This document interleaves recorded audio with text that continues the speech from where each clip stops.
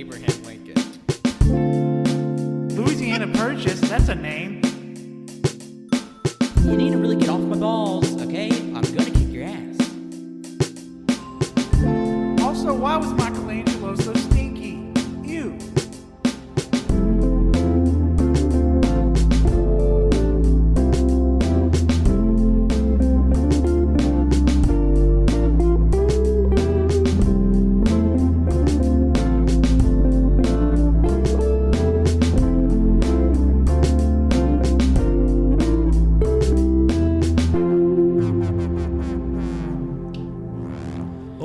Welcome to episode 292 of the AllYouCanHear podcast. I'll be your host today. I'll be your host today. Hoist You to the rafters. I'll be your host today, Patrick. And joining me today is my gal Tuesday, my gal Friday, every day of the week. Hey, it's your co-hoist, JoJo. Co-hoist. You'll forgive us for being a little rusty. Now, I know it may seem like, what are you talking about? The AYCH gang, they were just having a rip-roaring time with the history quiz show. Well, a little peek behind the curtain. We had recorded that show well in advance and just plotted it out over the last couple of weeks because we had some time off, and Lord knows that we needed it just from it just being a really busy last run of the year, and also we have been pretty under the weather, too. Oh, yeah, everybody coming down with some sort of illness. We know it's not COVID. It's not COVID, but it made us struggle, though, for sure. Yeah. Some of us being affected more than others.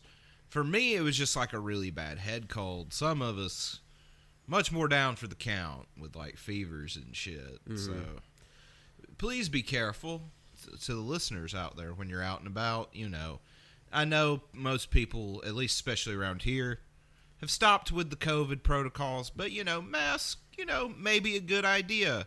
Always carry hand sanitizer, just be safe out there. Yeah, wash your hands, wash your ass, Please wash your ass. We're all begging you. It's not gay if you touch your booty hole. Please. Nope. Please get that wash rag between your butt cheeks and get every dookie particle out of there. And let me tell you, the gays know how to wash their ass. I mean, imagine you would have to. Like, yeah, they're friendly with a jet of water, if you know what I mean. Ooh, a little spruce douche. Yeah, you got to run that water until it comes back clean. Whoop whoop. Yeah, we're just going to be shooting the breeze. It's just going to be Joe and myself today. Colton Wenzel, our other co-hosts, they're working hard on the new show on the AYCH Extended Network. That's the Backlog Boyz. Please do us a favor and go check out their very intensive, very in-depth new episode of the Backlog Boyz where they covered The Last of Us Part 2, and it is not only the longest episode ever produced in the history of AYCH thus far, but probably just one of the longest episodes of single episodes of a podcast in general, clocking in at 5 hours and 40 minutes. Which, I'm getting to it eventually. Yeah, I listened to, a few minutes a day. We'll have to listen to that in sections. If you just listen to it when at work, it'll last you about all day. I think, and going into 2023, we're going to transition slightly to just making long-form content for, like, cross-country truckers. You know what? I think we're going to hit an untapped market here. I mean, for years, people have been telling us, AYCH, you're too broad, you're too out there, you're a little... All you can hear is a little too nebulous. You need to start reining down your focus and your clientele. And by God, we found that truckers going from New York to California. Yo, hear me out. What if we use this to de-radicalize truckers from Q? Are we the front line between radicalized cross-country truckers?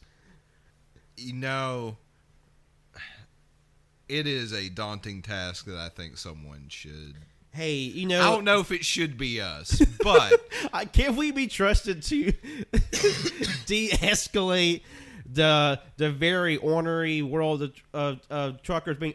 I mean, if we learned anything from the first Fast and Furious movies, they come strapped and they do not play around. that is very true. I guess we just need to redirect their anger, less from crazy shit into like actual like more mundane, like more like banal, sad conspiracies that are true, because the world sucks. But I mean, yes, there are conspiracies in the world, but it's not the ones you think they are.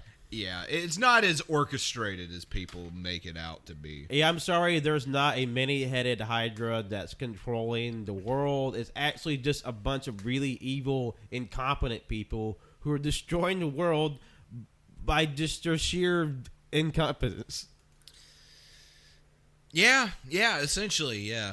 I mean, there's not a huge fan of conspiracies in that regard. Yeah, the evil of the world is much more blunt than you may think. It's not as laser focused and scalpel like as anime and TV has led us to believe.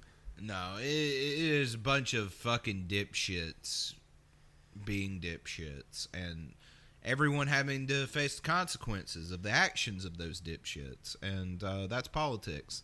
Welcome to my soapbox. I am descending it now. We kicked it back behind the curtain. This is my TED Talk.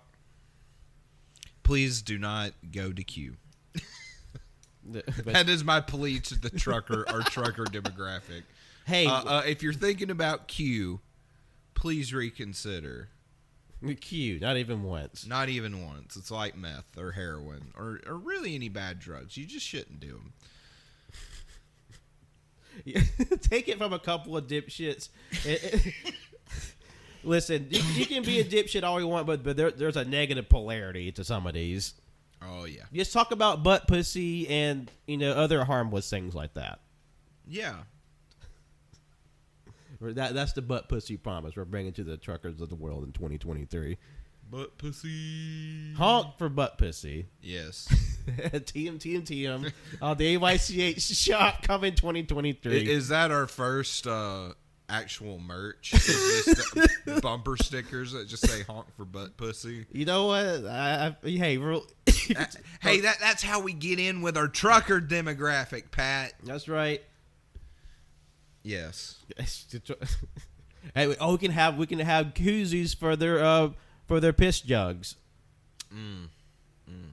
Okay, we'll workshop that one. Yeah, we'll workshop that. Lord, I'll never forget going on like a long, my own sort of long road delivery, much like the truckers that we're trying to reach out to and change their consarn ways. Braver than the troops. And I happened to glance out on the side of the road, and I saw a trucker bomb, and it was actually the 1 to 2 gallon bottle for windshield wiper fluid that had been repurposed as a travel urinal, and that bitch was slap full. No, it wasn't just like a one time.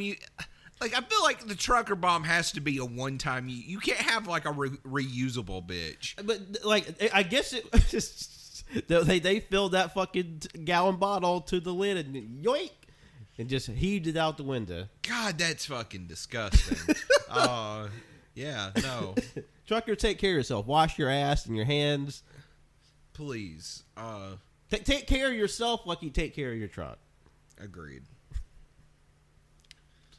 God, I'm kind of scarred.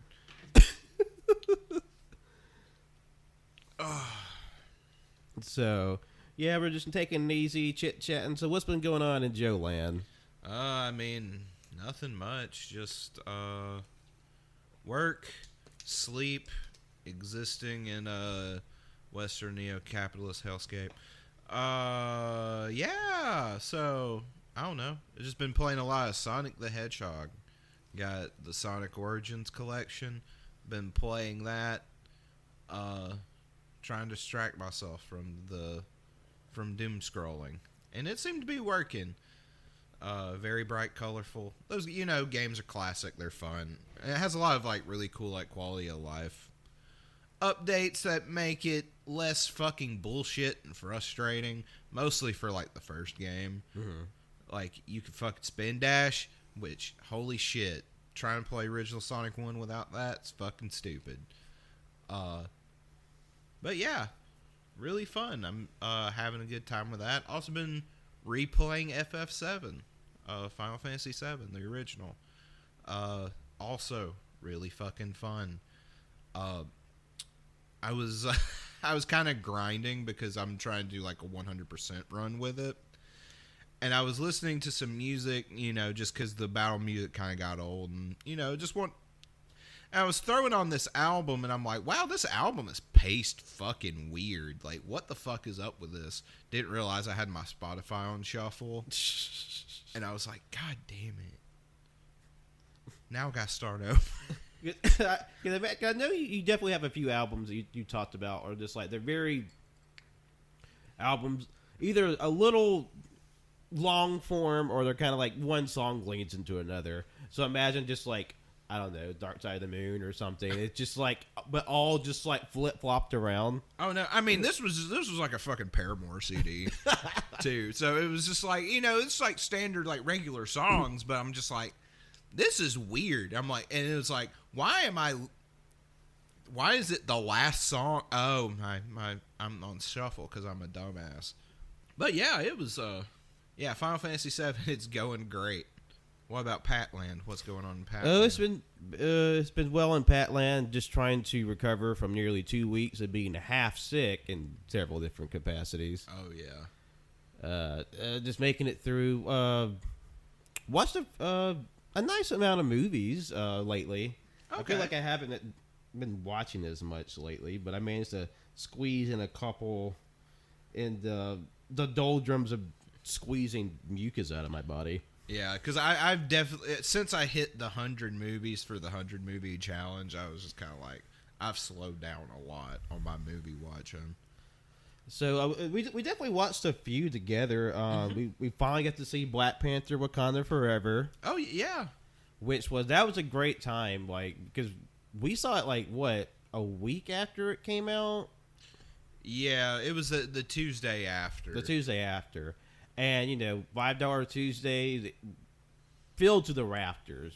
Mm-hmm. And because we had to sit pretty close to the front, which is not something we typically do. We like the bad kids and hang out in the back. But it was a great time. Wow, we kind of expect it's going to be a little heart tuggy, and they definitely knew exactly how to play the memorial parts of the movie without seeming like a bit excessive. Yeah, I will say, like, it didn't feel exploitative or like just overly like emotionally manipulative. It felt like the appropriate amount of reverence for Chadwick, who sadly has passed. Mm-hmm. And and also having to deal with the repercussions of that in the movie as well. Why the fuck did it need to be 3 hours though? That's beyond me. I will say I did really enjoy Wakanda Forever, but I was definitely feeling the length by the end of it. Like, but I don't know exactly what I would cut, but I kind of feel like 2 hours and 40 minutes felt like it was a little long. Yeah, and I know, like, they had to introduce, or they didn't have to, but they decided to introduce Ironheart, which I really like her inclusion in the movie, but she definitely felt more superfluous. She was just like, oh hi, I'm here doing cool Iron Man shit, and it's like, while the rest of the movie's kind of somber and having to deal with all the emotions of the Chadwick passing and then like the events of the movie, and I don't know, I'm starting to get I feel like I say this every time we talk about MCU, but I am definitely feeling the MCU fatigue. And I think it's just because, there's like 3 movies a year, 7 TV shows. And not that any of it's bad, or like even I liked Black Panther fine. It was just like, it feels, in one way it feels weird because like it's one of the few MCUs that's like feels like it's different enough from like the form of the MCU. Like you can see, oh, okay, this looks and feels different. So, but it still has to contend with doing like Marvel-y stuff. Yeah. So like the non-Marvel flavored stuff really stands out. 'Cause, okay, I really like this, and sometimes like I would say like some of the more Marvel stuff it wasn't what I was really interested in.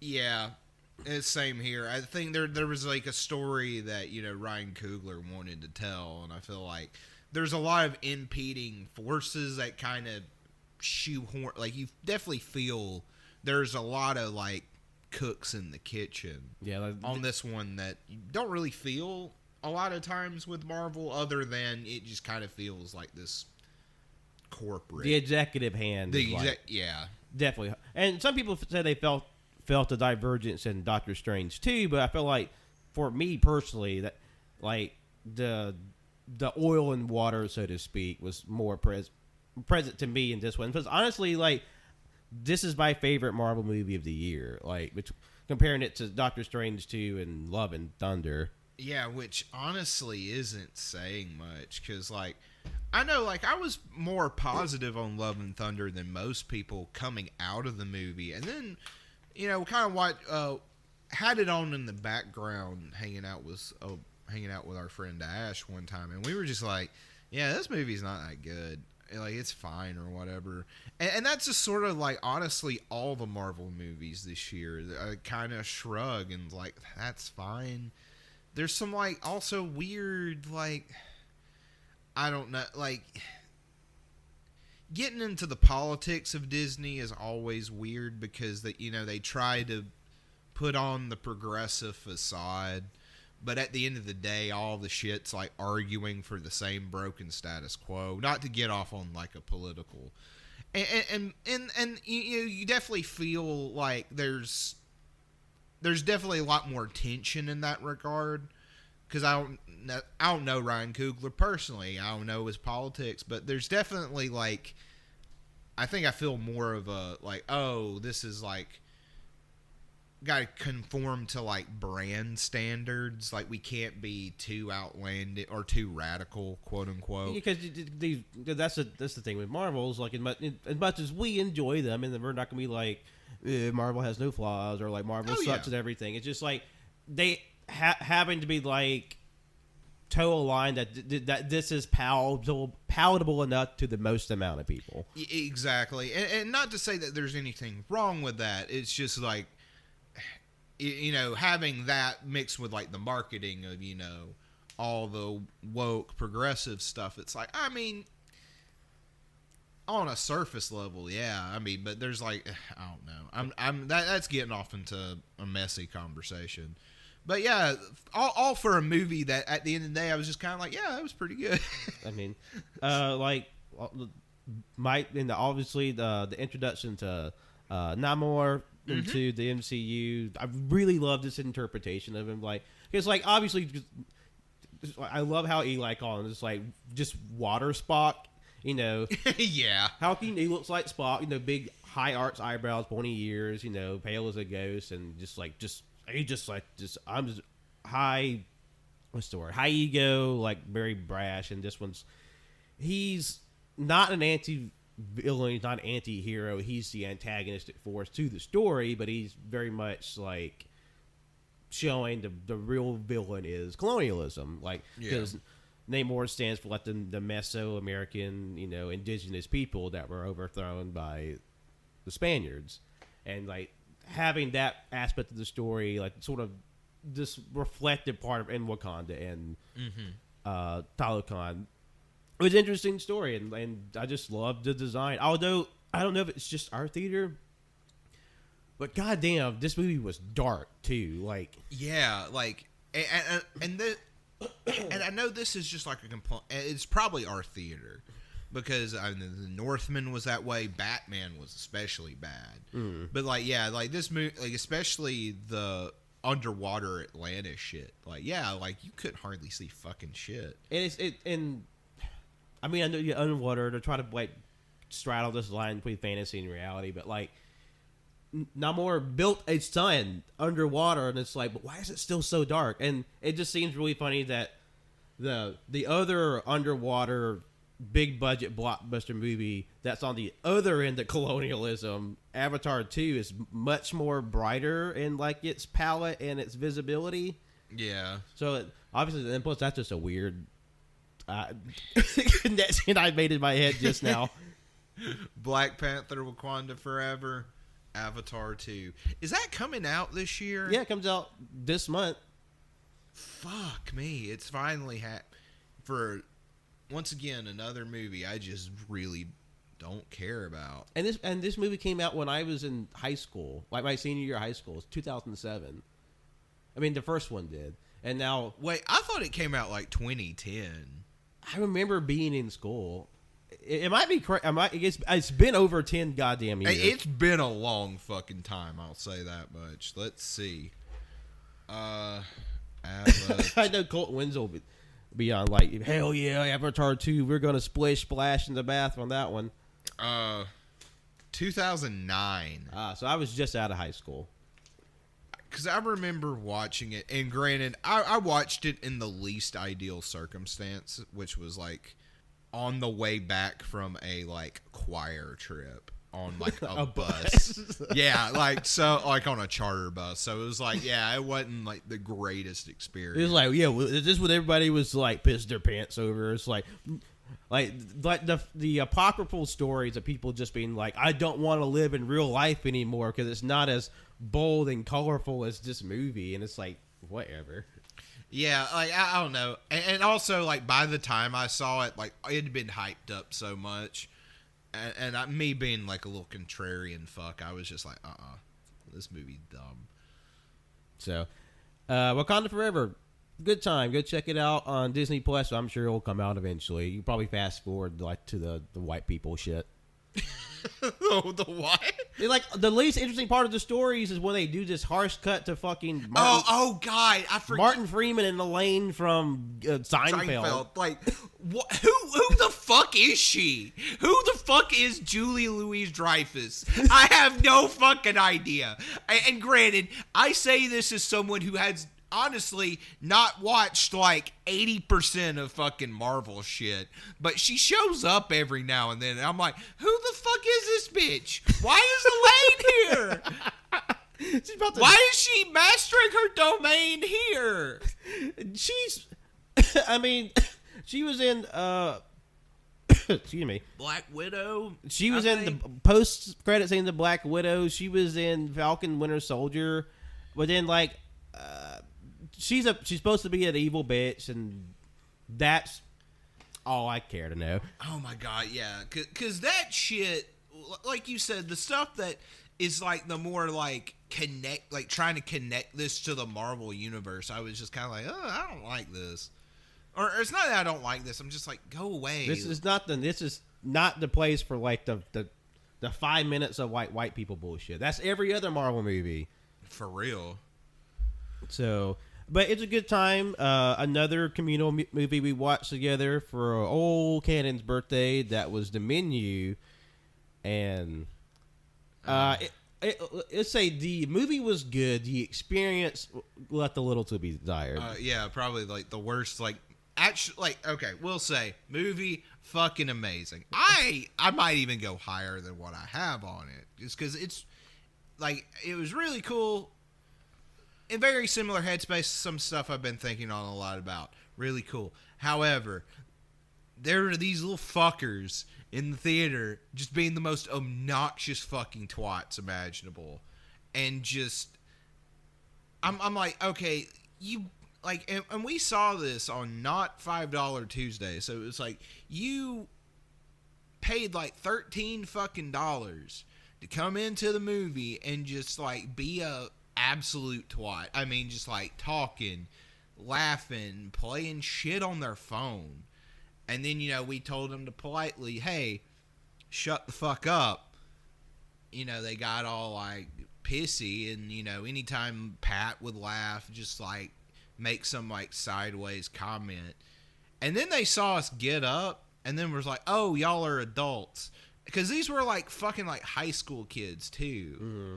So, but like, I'm just like, my God, did people just like lose the ability to act like functioning humans in society because of COVID? Because you hear like, apparently this like a lot of places like movie theaters and especially like concert venues and stuff, how people are just acting a goddamn fool.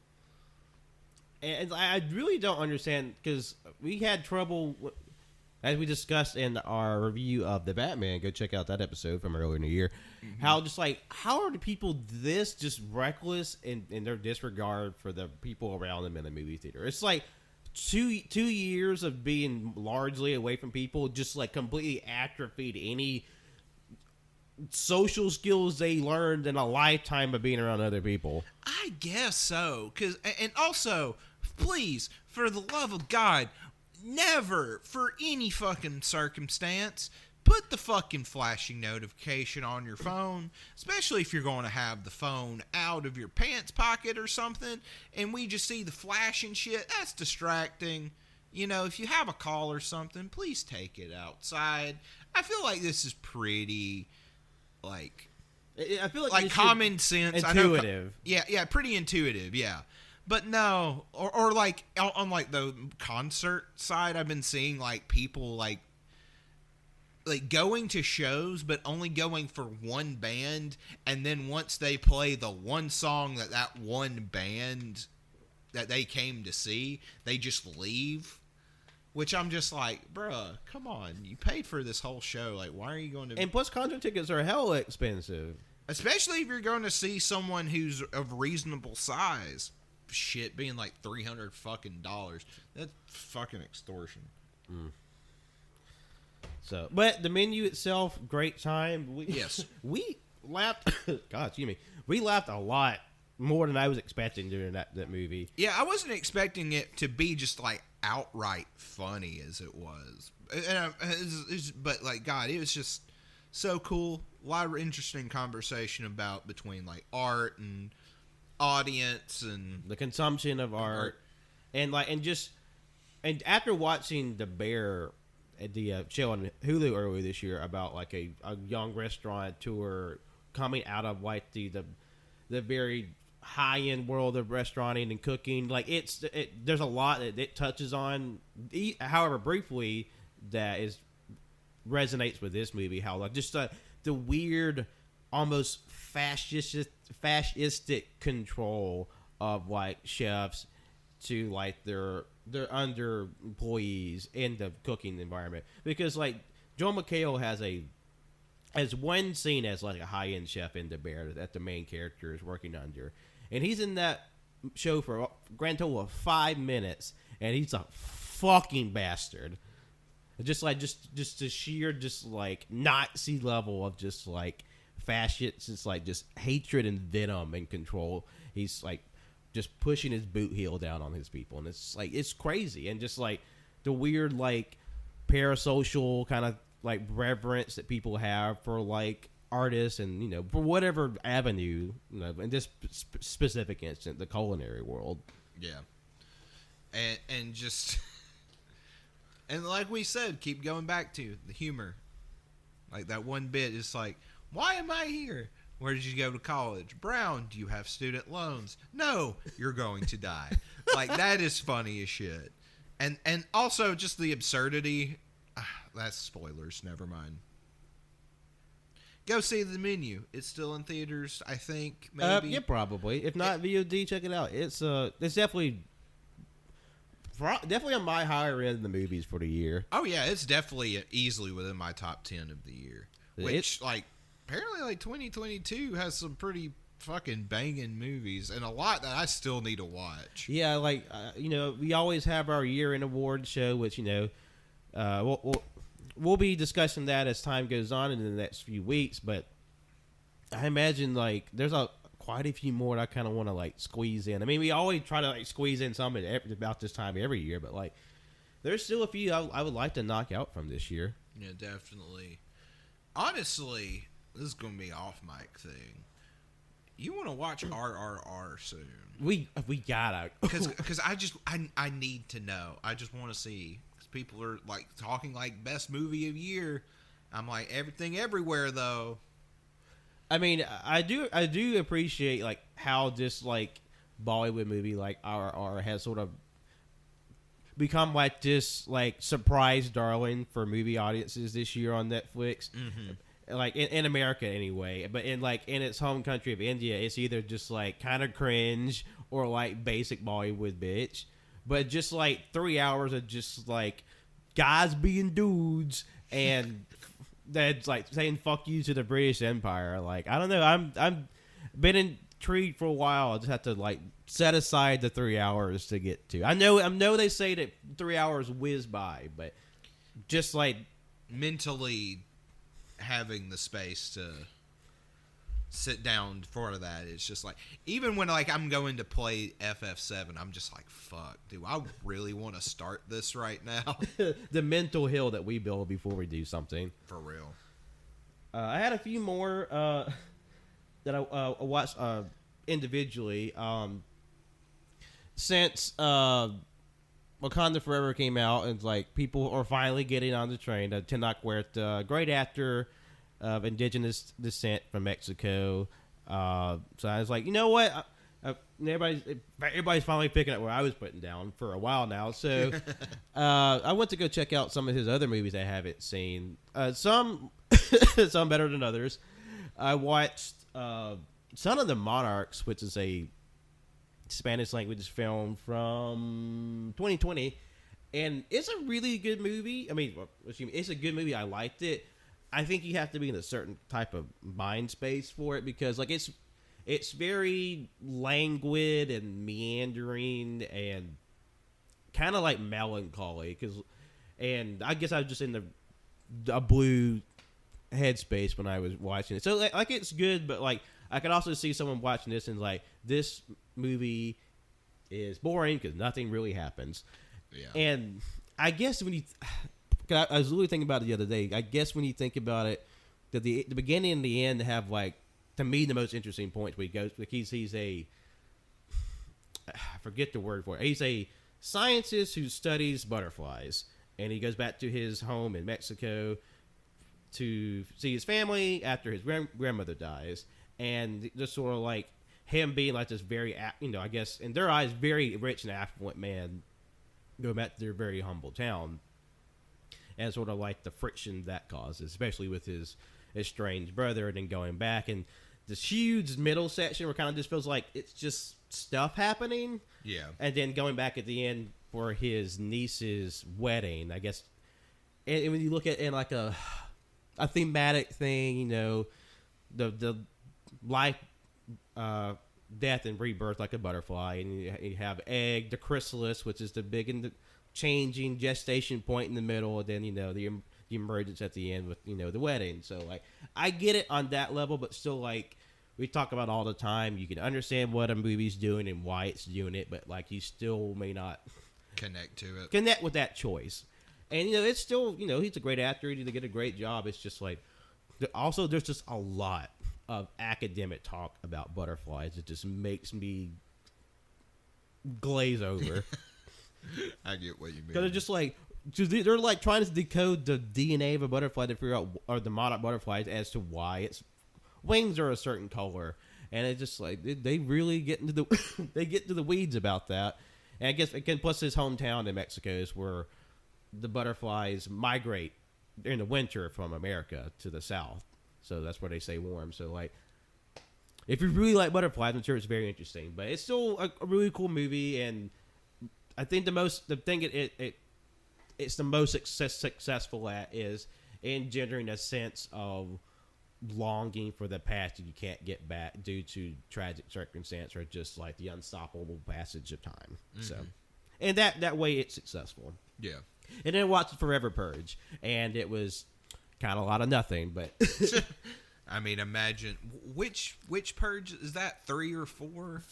4, I think. How many fucking Purge movies are there? That's the most recent one. Okay. And plus, I think it's funny that in Wakanda Forever, Tenoch Huerta got an introducing credit when he'd been making movies for 15 years, and he was literally the co-build actor in Purge 4.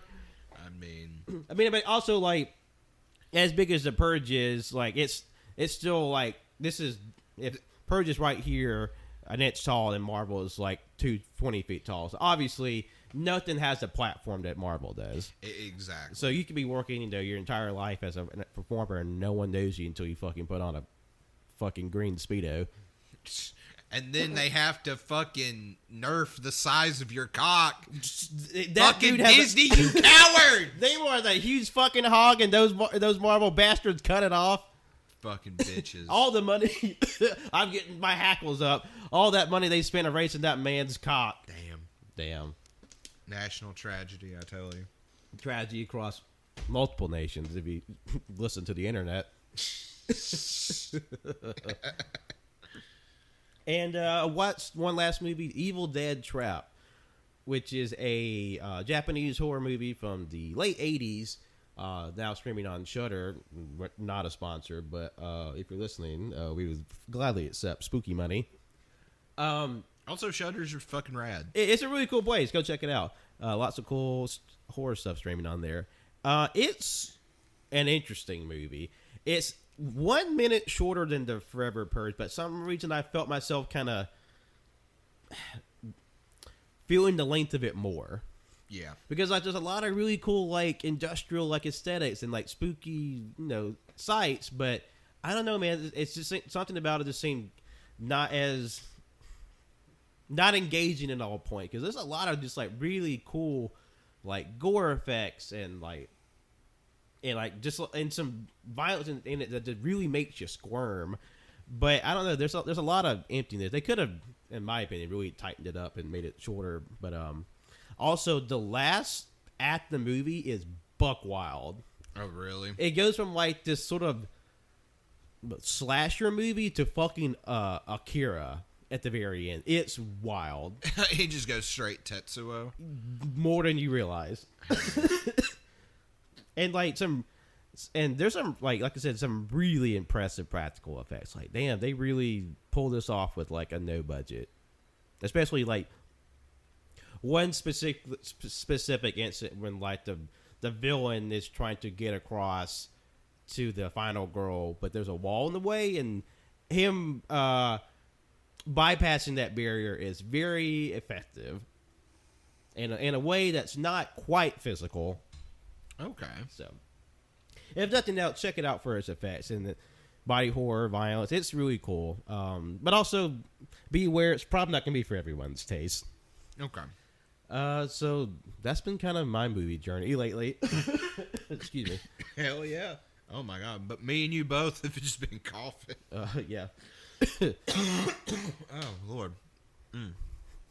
Off mic. Any other bits you want to get to next? Let's see. We're at 37 minutes. I guess we could do Christmas and then Spotify Wrapped.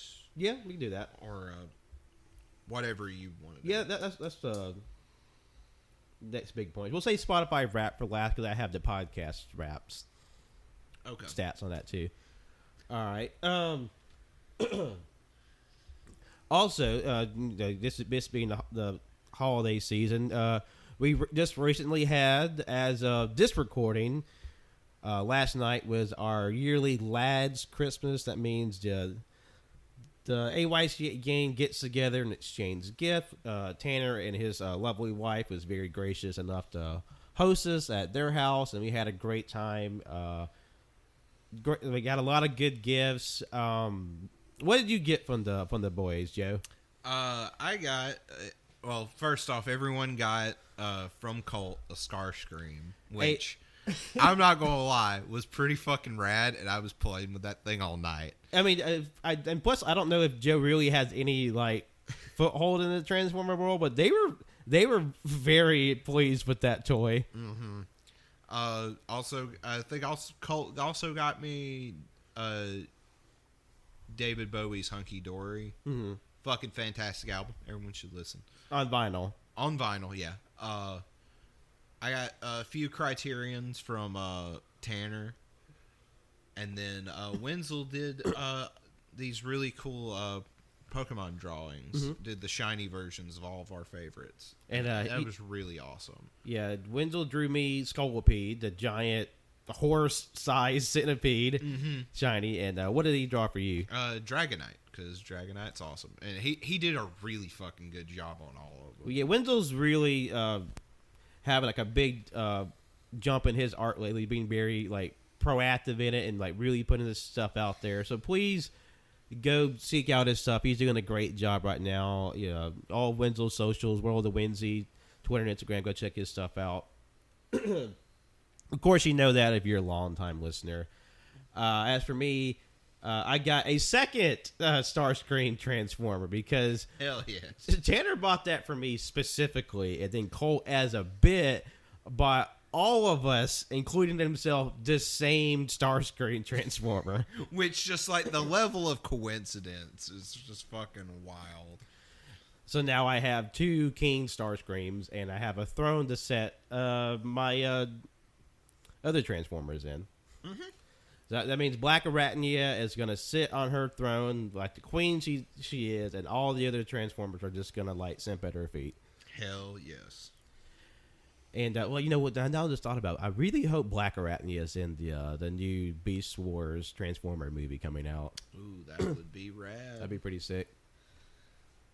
But like any family, the lads, we have our arguments, some very petty, and tensions rise at the holidays, like any other family. And goddamn, did one stupid fucking argument just put Christmas in shambles. God fucking, it's so fucking stupid. Fucking Tanner posed the question to the chat, essentially. It was like, do you think a bird has ever broken orbit? And like most people, the correct response is more than likely not. Probably not. We're enough to be like, yeah, that's probably fact that, yeah, a bird has not broken orbit. But he insists on saying that, no, it is possible. A bird might have broken orbit. We don't know. We haven't seen every bird. I couldn't tell if Tanner was like, just honest to God believed it, or just like running with a bit so hard to the end zone that at some point in the history of Earth and all of its hundreds of millions of years, some avian-like creature under its own power has... He said specifically birds. Specifically birds. Has flown high enough to escape the Earth's gravity and reach orbit of the planet Earth. And, haha, funny bit. If a bit. But, one person in particular took such umbrage with this posit that it just was...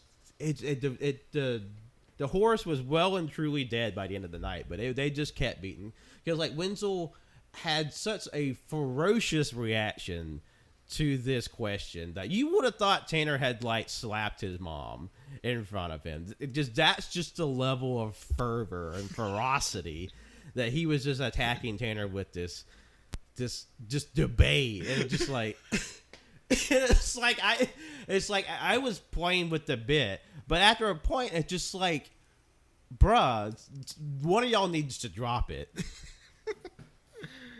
Although I understand where Wenzel's coming from, because the question is just fucking stupid.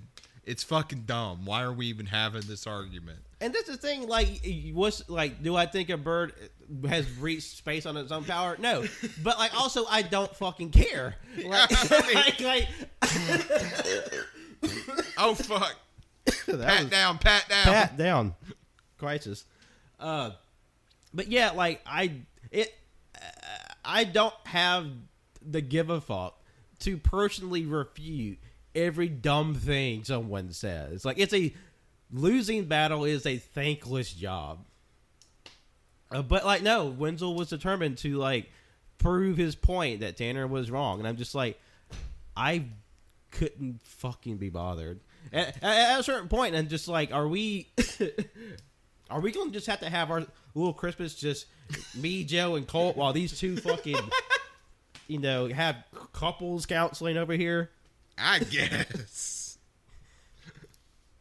God. Oh man, that was much like sword arm wheel feet. Just another stupid fucking argument that we've had. Man, probably the most passionate exchange of words in a while, anyway. God, what is it about us that we just come up with the most inane? We take the most inane subjects with just the utmost severity. When doing a bit goes wrong. I mean that I feel like that's just our existence right now. Is just literally holding up, like dying on the hill bit, just dying on the hill. Like we know it's wrong. We're going to die on that hill just because. God. I think to wrap it up, I think. God damn it. I think we can talk about Spotify Wrap. That was a big thing that happened recently, and we can discuss like the podcast is on the Spotify Wrap. Ooh. So, off mic, did you do yours? I did do mine. Okay, all right, Joe. If you don't mind, why don't you talk about what yours is? Because there might be a couple bah humbugs out there, but I always think it's really cool when people show what they've been listening to over the year. Mm-hmm. Because it is a true mark of what people have actually been listening to. And I will say, mine wasn't too embarrassing. It was more of like, okay, yeah, I about expected that. My top 5 genres were pop, which is strange, but I've been listening more of that. Hip hop, melodic metalcore, or alternative metal, and just rock. Yeah, was my number 1, which I'm like, yeah, that makes sense.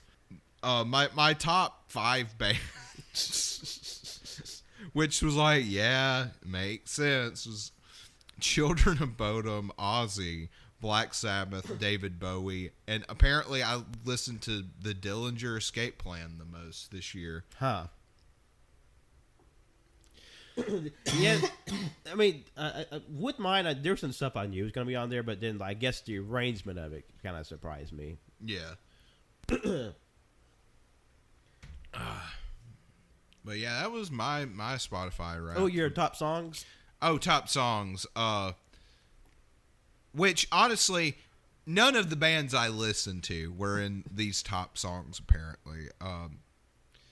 Was the top one, and I will say it's not because I like this song, it was because I have a weird way of listening to music that if I like one part of it, I will replay the song over and over. But just that segment? But just that segment. And my top played song was Not the American Average by Asking Alexandria. Which, it's only that opening vocal line, but I mean, the song is like misogynist trash, but I like that vocal line, so I kept playing that over and over. Apparently, I played it the most this year. But yeah, that's my Spotify Wrapped. As for me, my top 5 genres, and boy, did I feel like Spotify just read me for filth. My whole bare ass was out on for the world to see. Number 5, alternative metal. Okay. Number 4, electropop. Okay. Okay, sidebar. There's like some genres and mini genres. I'm just like, does Spotify just make these up? I think they do, because Ash got something like Alt-Z. Alt-Z? Yeah, like, what the fuck is that? And someone on my timeline got something called Mellow Gold. What the fuck is that? And plus, Colt or Wenzel 1 got something really weird last year. Yeah. Number 3, Latin pop. Number 2, trap Latino. And then number 1, pop. It said I listened to 38,749 minutes total over the course of the year. My top song of the year was Agua de Jamaica by Maluma. Apparently listened to that song 56 times. Damn. My top 5 songs was Prisoner featuring Dua Lipa by Miley Cyrus. Okay. Number 4 was Happiness by the 1975. Okay. Number 3 was Bailando Spanish Edition by Enrique Iglesias. Number 2 was Good Ones by Charlie XCX. And number 1 was Agua de Jamaica by Maluma. My number 1 artist was Bad Bunny with over 1,100 minutes listened. Top 8 listeners of the world. Top 5 artists. Number 5, Lizzo. Number 4, J Balvin. Number 3, Maluma. Number 2, Enrique Iglesias. Number 1, Bad Bunny. And I will be taking no questions at this time. It's like, those are a lot of artists. Some I've heard, a lot I have not. And I'm just like, yeah, that sounds like a very Pat Spotify rap. Like I said, I will be taking no questions. And additionally, I found out I listened to 27,702 minutes of podcasts this year. Of podcasts? Mm-hmm. Damn. Because my Spotify is definitely more of a podcast machine. But somehow I still listen to more music. How many minutes of music did you listen 38,749. God damn. I only had like 31. I had 31,000. So lots of consumption there. But also, I wanted to get into a little of the podcast rap because, obviously, we have our show on all the platforms, Spotify being one of them, and they have a special rap for the people who produce podcasts. And according to our rap, we produced 5,209 minutes of new content in the year 2022. Jesus. That's more than 99% of other creators in the comedy category. Jesus Christ. Hey, look, AYCH... we're very much a quantity over quality podcast. Hey, listen, if they can say anything about AYCH, we are prolific. Very much so. And there's some quality to that quantity. Don't you forget that. Oh, yeah. Our most streamed episode of 2022 was actually an episode from last year. Okay. It was episode 244 of the 2021 AYCH Awards. Okay. Which received 179% more streams than our average episode. Damn. Which, like, in case you don't realize, that was like a 4-hour episode. Yeah. So so I think the truckers have already caught on to our urges of having long form content for the long open road. Hell yes. Our top 6 countries for Spotify listeners: number 5, Australia. Okay. Number 4, the Philippines. Okay. Number 3, United Kingdom. Okay. Number 2, Sweden. Okay. And number 1, United States. All right. And apparently during the time of August 14th to August 20th, we received a surge of listeners, 112% more than our average during the week release. But looking over that, apparently August that was a 3-episode stretch of 276, the Watch Party discussion, where Colt Wins will talk about their 10-hour movie marathon. The AYCH special interview episode, where I interviewed Indigenous actor and comedian Joey Clift, and we reviewed the new movie Prey. Mm-hmm. And then that was also during episode 277, August 2022 gaming news. So that was like a big, apparently a really interesting time for our listeners on Spotify.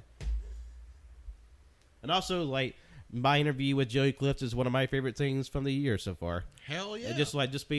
I never thought I'd be interviewing like a comedian and a filmmaker about this like movies, and he was a really cool guy, and I hope to talk to him again and other interesting people in the future. Exactly. And we saw some on Spotify. We had some gains. We saw an 89% increase in streams. Okay. An increase in 62% in overall hours listened. Okay. And then a 16% increase in followers. Okay, hell yeah. And we were a top 10 podcast for 9 fans, top 5 podcast for 6 fans, and the number 1 podcast for 4 fans. All right, hell yeah. So a lot of interesting numbers, and we just want to thank everybody, all of our Spotify listeners, and wherever you listen to AYCH. Like, thank y'all so much. I mean, I know we're just a bunch of crazy folks from Alabama, but we really appreciate all of our listeners, both domestic and international. It means the world to us that y'all tune in every week, listen to our silly butt pussy talk, and you still come back. Yep. So, I think, excuse me, I think that'll about do it for us today. Any final remarks before we head off into the sunset down the big open road? Nothing that I can think of. All right. Well, we thank you all so much for listening today. Stay safe out there. Drink your orange juice, wash your hands, use Germex, wear a mask, and just be careful. And, take care of yourself. Obviously, there's still a lot of bugs going out, with the world, but also take care of yourself. The hustle and bustle of the holiday time is a lot to do, a lot to get done. Just remember to take it easy, look after yourselves and the folks around you, too. Mm-hmm. So, signing off today, thank you again. You can follow us wherever podcasts are found. We're on SoundCloud, Spotify, Apple Podcasts, Google Podcasts. Be sure to like, rate, and subscribe. Wherever podcasts are found, helps us out, keeps us visible, puts us in front of new people, and we always appreciate you when you do it. You can follow us on our socials while social media still exists. Yeah. On AYCH Podcast on Twitter and Instagram. All you can hear... You can follow us on AllYouCanHear on Twitter and Instagram, AYCH Podcast. Goddamn, I feel like I literally forgot how to do the plugs. What's our fucking at? We'll cut this out. You been out of practice, Pat. The fucking bug has fucked me up. The Centipede's Dilemma. Yeah, look, you can follow us on Twitter and Instagram at AYCH Podcast. All you can hear on Letterboxd. And also, please keep an eye out on our Twitch page. That's also All You Can Hear. And our YouTube at All You Can Hear. Because the Backlog boys, they will be streaming on Twitch. And then once those streams are over, they will go up on our YouTube page where you can watch those at any time in perpetuity. So just listen to more banter and good times. And speaking of the Backlog boys, that is our brand new show on our brand new sister channel, AYCH Xtra, where Tanner, Colt, and Wenzel discuss video games. And like we said at the top of the show, they recently released their nearly 6-hour epic of their in-depth insight into the production, the review, and just general information about The Last of Us Part 2. They did a lot of work on that. Please go check that out. And all the other episodes on the Backlog Boys. Also, JoJo and I, along with our new AYCH member Ash, we have another show over there called Cinema Grimoire, where the three of us talk about classic Gothic horror, 90s and 80s horror, and everything just tends with a little bit of queer insight and just like this a special facet of horror and just subculture. That's a lot of fun. Go check that out as well. And lastly, you can follow me, Patrick, on Twitter, Instagram, and Letterboxd. John lost his name. And lastly, my name is JoJo. You can follow me on Twitter at JONIABOY24 and on John Johnson 12 on Letterboxd. All right. Thank you all so much. Take care of yourselves, and we'll be talking to you very soon. Bye-bye.